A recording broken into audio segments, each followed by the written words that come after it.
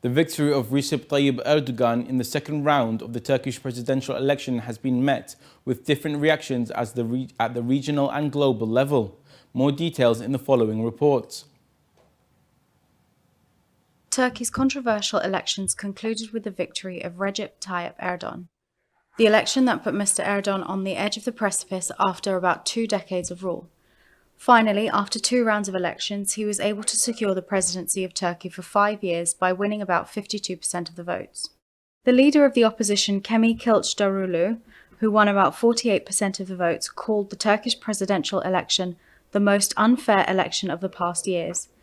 Kılıçdaroğlu's defeat may not go down well with Turkey's NATO allies, who have recently become more concerned about Erdogan's rapprochement with Russian President Vladimir Putin.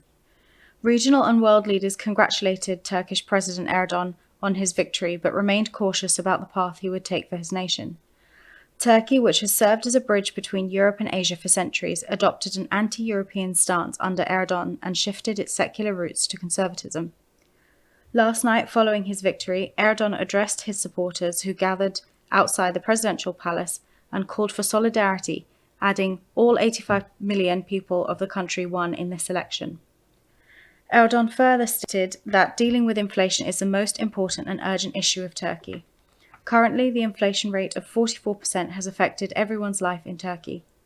Turkey's president also promised that he will give priority to the reconstruction of the earthquake-affected areas of Turkey and will return 1 million volunteering Syrian refugees to their country.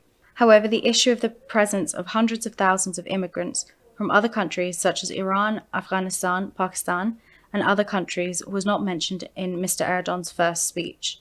Forced deportation of the migrants has always been a serious concern for human rights institutions.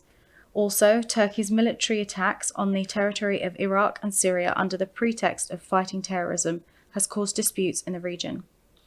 Iraqi authorities has previously asked Ankara to apologize and stop airstrikes on its territory.